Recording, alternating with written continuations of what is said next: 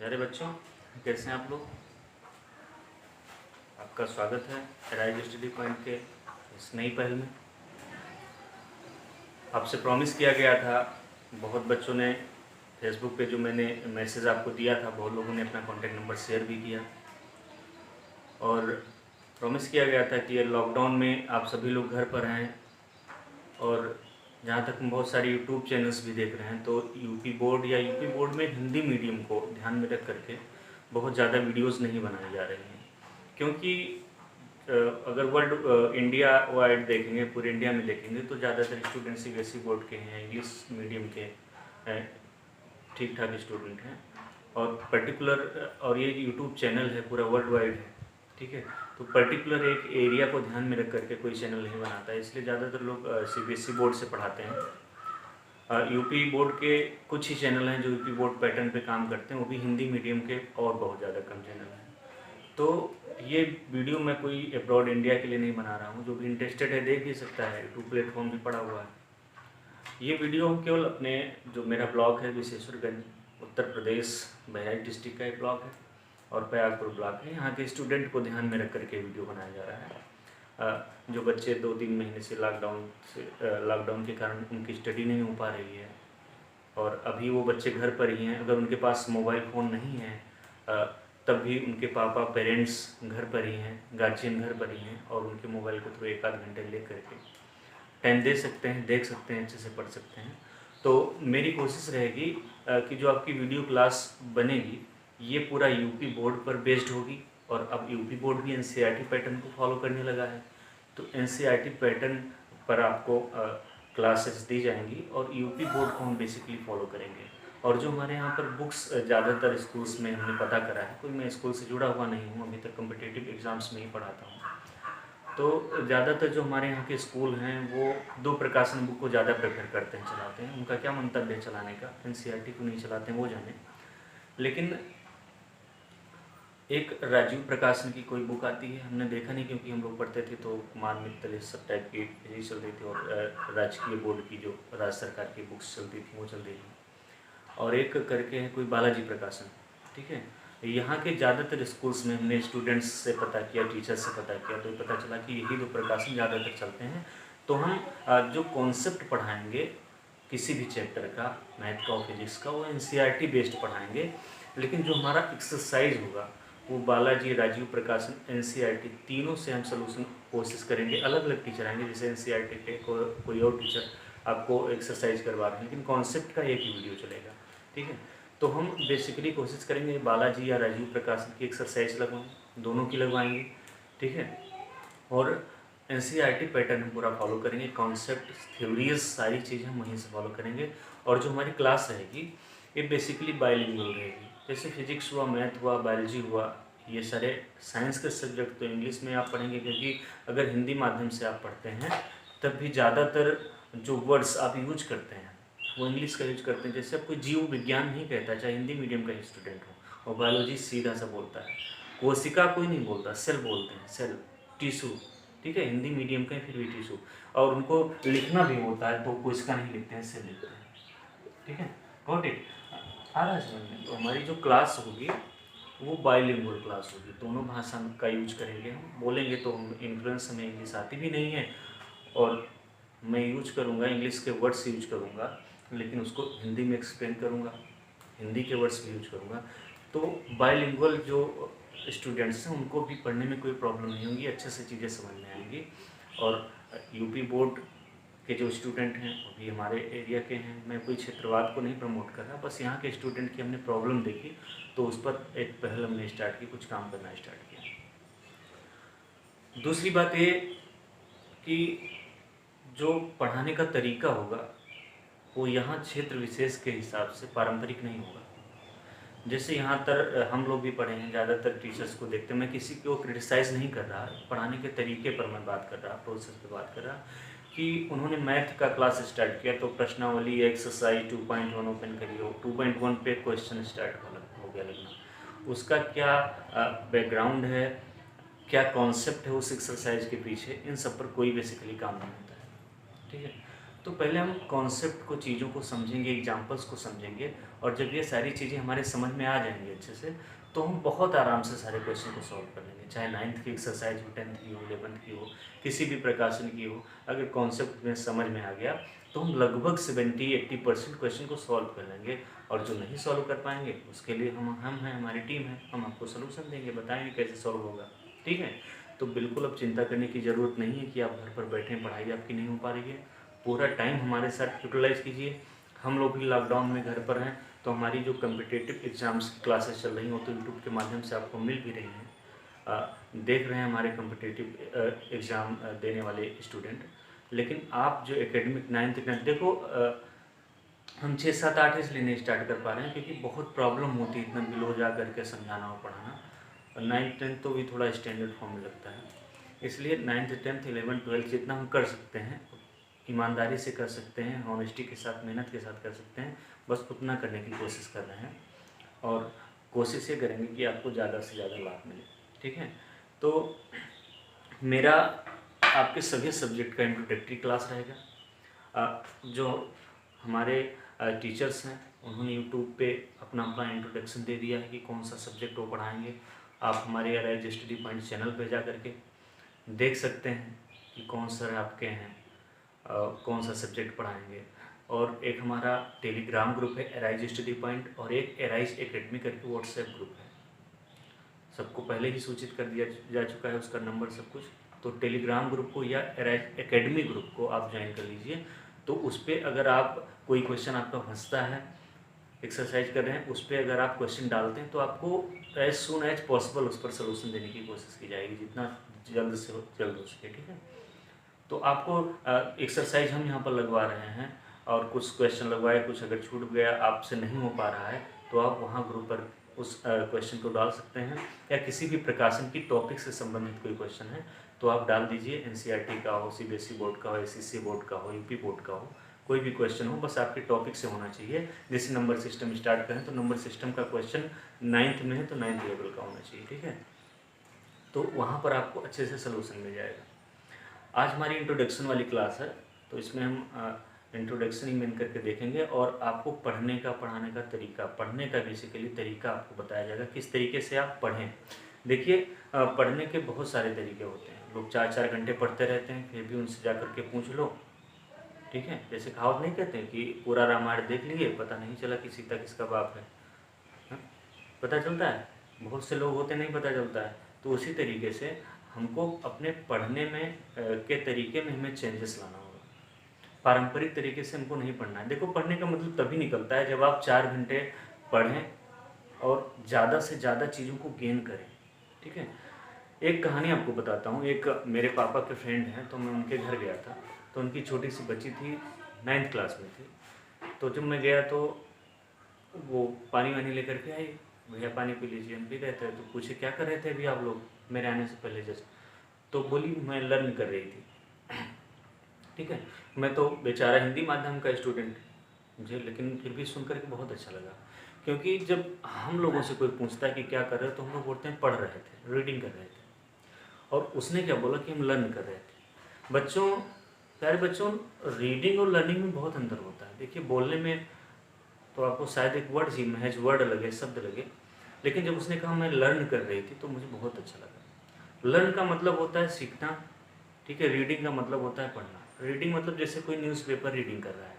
आपको जो टीवी पर देखते होंगे न्यूज़, लोग आते हैं पढ़ते हैं, उसमें कोई समझाते नहीं। जो उसको लिखा है ना उनको समझ में आता है ना आपको समझाते हैं। जो लिखा है उसको कंटिन्यू आपके सामने रीड करते हुए जाते हैं। ठीक है, उन उस पर गेन करने का कोई मतलब उसमें नहीं होता है।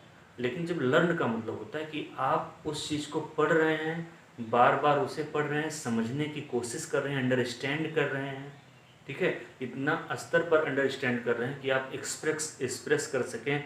कहीं पर प्रेषित करना हो, कहीं लिखना हो, एग्ज़ाम देना हो, तो वहाँ पर आप लिख सकें। ठीक है, तो इस प्रोसेस को पूरा लर्न बोला जाता है। ठीक है, तो हमारे अंदर लर्निंग की टेंडेंसी होनी चाहिए, प्रवृत्ति होनी चाहिए, ना कि रीडिंग की, जब तक हम स्टूडेंट हैं। ठीक है, तो पढ़ने के तरीके में भी चेंजेस लाना होगा।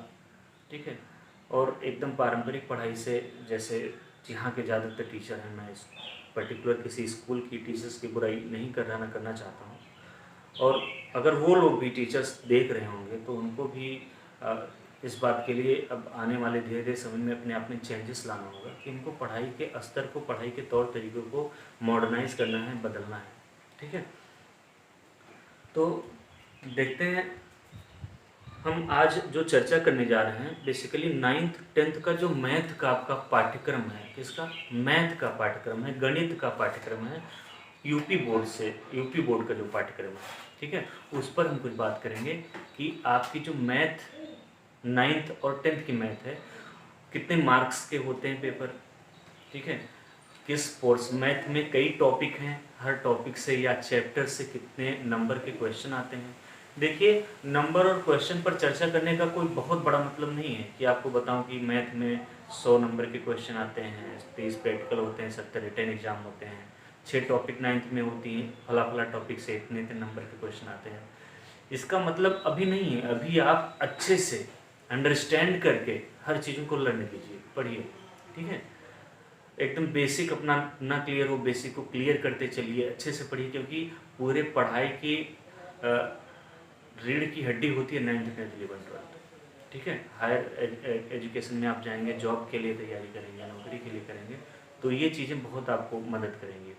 तो हमको बहुत अच्छे से पढ़ना है, डीप में चीज़ों को पढ़ना है। लेकिन जब आपका एग्ज़ाम 2-3 महीने बचता है, 2 महीने बचता है, तो आपको एग्ज़ाम ओरिएंटेड पढ़ाई करना है, और उसके लिए हमें थोड़ा कह सकते हैं लालची या स्वार्थी प्रवृत्ति अपनानी पड़ती है।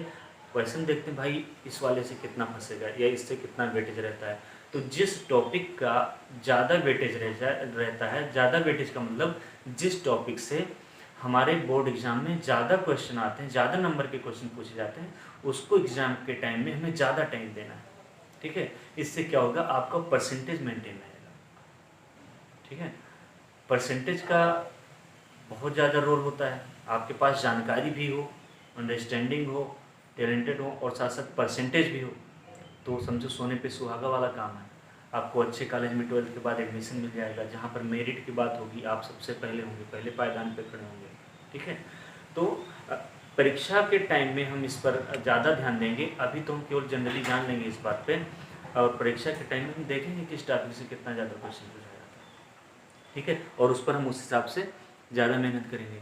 तो आइए आज केवल मैथ का जो हमारा पाठ्यक्रम है, सिलेबस है 9th 10th 11th 12th का, ठीक है, उस पर हम थोड़ा एक नज़र डालते हैं और देखते हैं कि हमारे 9th 10th 11th 12th में किस हिसाब से प्रश्न पूछे जाएंगे और किससे कितना आता है, और उसके बाद में हम धीरे धीरे क्लास स्टार्ट करेंगे। ठीक है, चलिए देखते हैं। बोर्ड पे आपके लिखा हुआ है, बहुत ज़्यादा टाइम नहीं लेंगे आपका, लेकिन आराम से वीडियो देखना है। नहीं मैं ज़्यादा आपको समझा रहा हूँ तो आप क्विट कर दें वीडियो को। ये सारी बातें, अभी आप बहुत छोटे बच्चे हैं, 9th में पढ़ रहे हैं, ये सारी बातें आप फॉलो कीजिए, आपको इसका अनुसरण करना ही चाहिए। ठीक है, और हम लोग तो आपके लिए बहुत अच्छा इनिशिएटिव लेकर आए हैं। यहाँ पर आपके हाथ में पूरी क्लासेस है, वो भी यूपी बोर्ड की क्लासेस है, हिंदी मीडियम की क्लासेस है। ठीक है, तो आइए देखते हैं थोड़ा।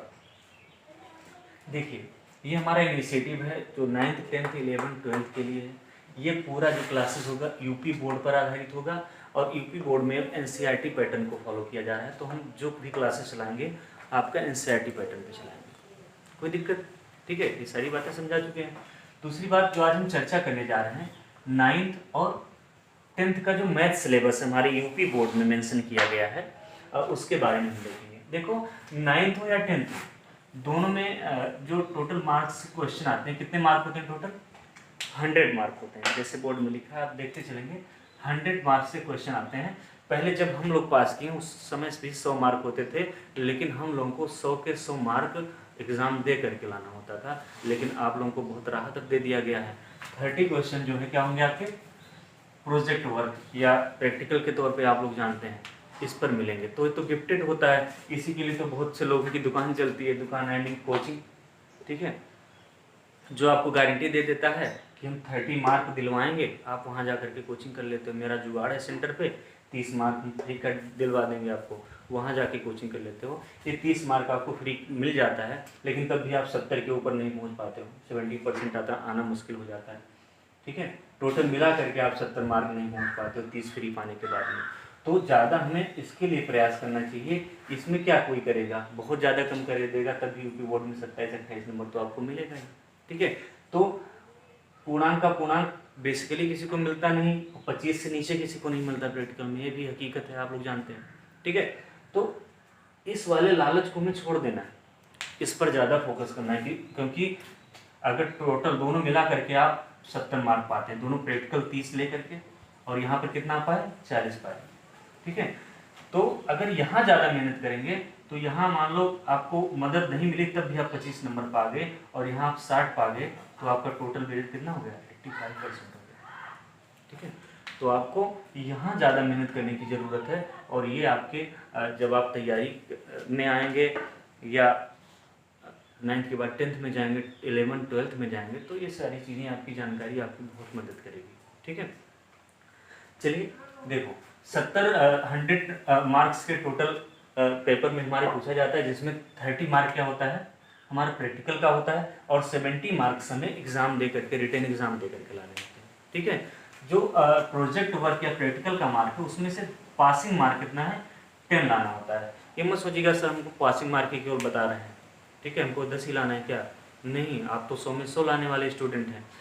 तो ये केवल बताया जा रहा है कि मिनिमम आप इतना मार्क्स लाएंगे तो आप पास हो जाएंगे। ठीक है, और यहाँ अब 70 में कितना 23 मार्क्स पे पास हो जाएंगे, लेकिन और टोटल अगर 100 नंबर की बात करेंगे तो आप 33 नंबर अगर 100 में लाते हैं तो क्या होंगे, आप पास होंगे।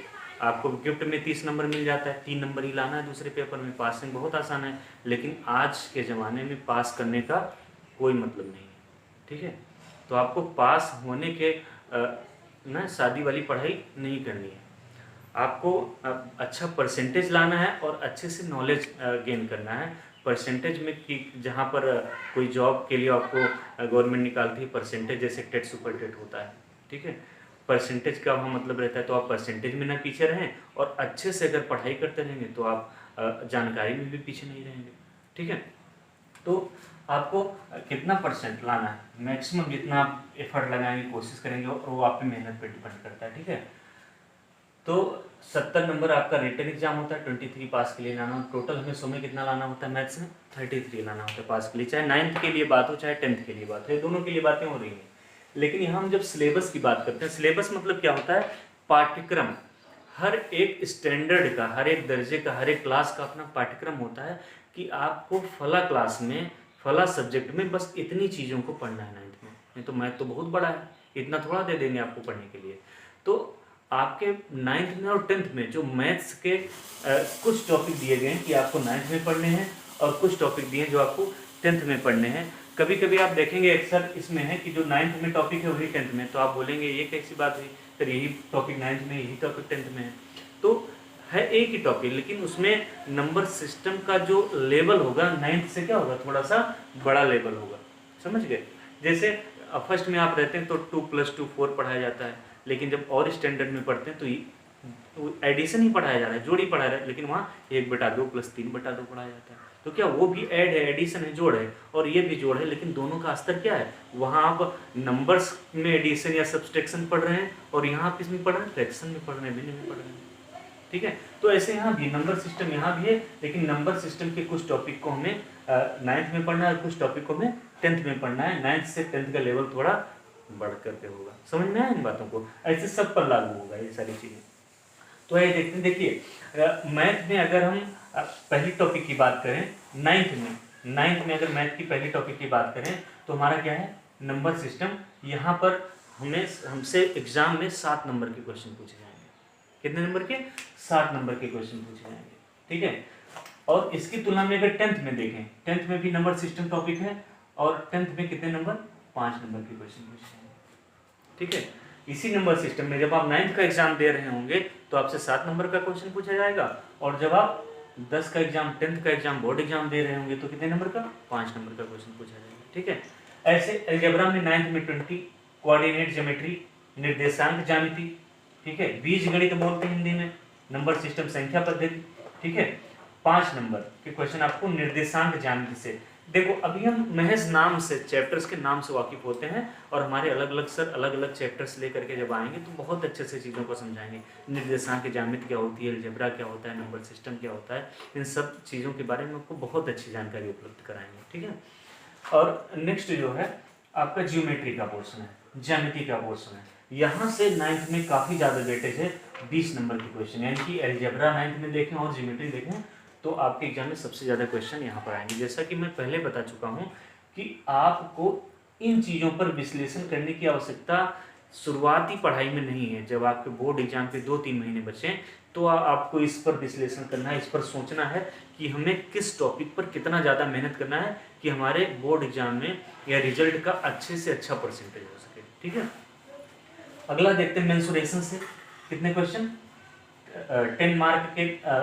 पूछे जाते हैं क्वेश्चन, और फिर स्टैटिक्स और प्रोबेबिलिटी से। ठीक है, स्टैटिक्स और प्रोबेबिलिटी सांख्यिकी और प्रायिकता से कितने क्वेश्चन पूछे जाते हैं, कितने नंबर के क्वेश्चन पूछे जाते हैं, 8 नंबर के, और टोटल मिला करके हमारा कितना मार्क होता है 70।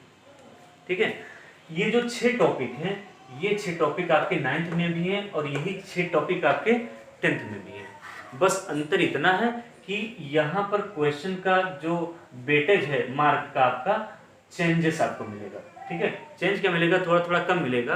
कम इसलिए मिलेगा क्योंकि सब टॉपिक से थोड़ा थोड़ा नंबर कम करके आपके 10वीं में एक नई टॉपिक ऐड कर दी गई है। कौन सा, त्रिकोणमिति या ट्रिग्नोमेट्री। ठीक है, सब में आपको थोड़ा थोड़ा देखिए, 7 था 5 हो गया, 20 था 18 हो गया, 5 यहाँ पर नहीं कमी हुई, 20 था 12 हो गया, 10 था 8 हो गया, यहाँ वेटेज कितना था 8, और यहाँ थोड़ा प्रोबेबिलिटी का 10 बढ़ गया, यहाँ केवल बढ़ा और सब में ज़्यादा कम हुआ। ठीक है, और ये सारे नंबर कम करके आपको एक नई टॉपिक 12 नंबर की मिल गई, 12 मार्क की मिल गई। क्या, कौन सी, ट्रिग्नोमेट्री। तो जो 9th का सिलेबस है वही हमारा 10th का सिलेबस है, बस 9th और 10th के लेवल में अंतर होगा। जो लेवल आप 9th में पढ़ेंगे उससे थोड़ा बढ़ करके लेवल पे आप 10th में उन्हीं सारे चैप्टर्स को पढ़ेंगे, और एक चैप्टर आपको और एक्स्ट्रा पढ़ना पड़ेगा, कौन सा, ट्रिग्नोमेट्री का। ठीक है, तो ये हमारे मैथ की क्लास का डिस्कशन हुआ। ठीक है, आपको बताया गया सिलेबस के एग्जाम कैसे पढ़ना है, उसके बाद सिलेबस पर डिस्कस किया गया, मैथ के सिलेबस पर डिस्कस किया गया। तो जो हमारी पहली टॉपिक स्टार्ट होगी वो टॉपिक कौन सी होगी, एक एक चैप्टर पढ़ते चलेंगे। पहली टॉपिक नंबर सिस्टम पढ़ेंगे, अलजेब्रा पढ़ेंगे, कोऑर्डिनेट ज्योमेट्री पढ़ेंगे, ज्योमेट्री पढ़ेंगे, mensuration, statics, probability and trigonometry. ठीक, बस ये रहेगा कि 9th और 10th दोनों पैरेलल चलेंगे। 9th के स्टूडेंट के लिए 9th की क्लास चलाई जाएगी मैथ की, 10th के लिए 10th की अलग से चलाई जाएगी। ये नहीं होगा कि नंबर सिस्टम जो आपको पढ़ाया जा रहा है वही 10th को पढ़ाया जा रहा है, सबका एक बुक फॉलो किया जाएगा। हम लोग यूपी बोर्ड के बुक फॉलो करेंगे, बताया ना, कॉन्सेप्ट एनसीईआरटी बेस्ड होगा, और जो बुक फॉलो करेंगे वो राजीव प्रकाशन या बालाजी प्रकाशन की एक्सरसाइज होगी, आपको वहाँ से क्वेश्चन कराया जाएगा। ठीक है, तो पहले टॉपिक हम लोग क्या स्टार्ट करेंगे, मैथ की अगर बात करें तो मैथ में 9th में पहला चैप्टर क्या है आपका, नंबर सिस्टम है। नंबर सिस्टम को स्टार्ट करेंगे। ठीक है, आप लोग लिख लिया कीजिए साथ साथ, या वीडियो पॉज करके लिख लिया कीजिए, या आप स्क्रीनशॉट ले लिया कीजिए। और सबसे अच्छा तरीका है कि आप जब भी 9th के स्टूडेंट हैं, क्लास करने के लिए बैठे, कॉपी पेन ले करके बैठे, जितनी बातें आपको समझाई जाए उसको बाकायदा लिखते चलें। ठीक है, इससे आपकी समझ बढ़ेगी। और बोलने में ज़्यादा मैं तेज़ बोल रहा हूँ, स्लो बोल रहा हूँ, या शब्द जो मैं बोल रहा हूँ, जो वर्ड्स बोल रहा हूँ आपके समझ में नहीं आ रहा है, तो उसके लिए आप व्हाट्सएप पे, टेलीग्राम पे आप मैसेज कर सकते हैं कि हाँ सर आप फास्ट बोल जाते हैं या कुछ वर्ड्स नहीं समझ में आते हैं। जैसे मैं कोशिश करता हूँ कि आपको बाइलिंगुअल डिलीवरेशन हमारा रहे, दोनों भाषा में आपको डिलीवर करूँ। जो टॉपिक प्रोबेबिलिटी बोला तो प्रायिकता बोल दिया गया, ट्रिग्नोमेट्री बोला तो आपको त्रिकोणमिति बोल दिया गया। ठीक है, डिक्टेशन इंग्लिश में ज़्यादा है, लेकिन कोशिश करेंगे कि डिक्टेशन भी दोनों पैरेलल रहे, हिंदी का रहे और इंग्लिश का, दोनों डिक्टेशन। जब मैं बोर्ड पे लिखूं तो नंबर सिस्टम भी लिखूं, साथ साथ संख्या पद्धति भी लिख दिया करूं। ये भी हम खुद फॉलो करेंगे, अपने टीचर्स को भी सजेशन इस बात के लिए देंगे। ठीक है, तो क्लास 9th के लिए जो मैथ्स का पहला चैप्टर स्टार्ट करेंगे। ठीक है, किसके लिए, क्लास 9th के लिए यूपी बोर्ड। ठीक है, पहला चैप्टर जो स्टार्ट करेंगे वो पहला चैप्टर क्या है हमारा, संख्या पद्धति, नंबर सिस्टम। ठीक है, तो बहुत बड़े बड़े वीडियो में नहीं बनाना है, ज़्यादा से ज़्यादा 30 मिनट्स के बनाना है कि आप भी आसानी से देख सकें वीडियो को। ठीक है, देखिए अगर ऑनलाइन आपके यूट्यूब पर नहीं चलता है तो वीडियो को रात में ऑफलाइन सेव कर लिया कीजिए। एक डाउनलोड का ऑप्शन होता है, डाउनलोड ऑफलाइन कर लिया कीजिए और दूसरे दिन बिना रुके वीडियो को आप देख सकते हैं। ठीक है, थैंक यू, बहुत बहुत धन्यवाद। बने रहिए राइज स्टडी पॉइंट के साथ। चैनल को भी सब्सक्राइब कर लीजिएगा और बेल आइकॉन को दबा दीजिएगा, इसलिए कि जब हम नई वीडियो आपके लिए अपलोड करें तो आपको वहाँ पर नोटिफिकेशन मिल जाए। ठीक है, थैंक यू, बहुत बहुत धन्यवाद। नेक्स्ट वीडियो में बाकी नंबर सिस्टम पढ़ेंगे। ठीक है, थैंक यू।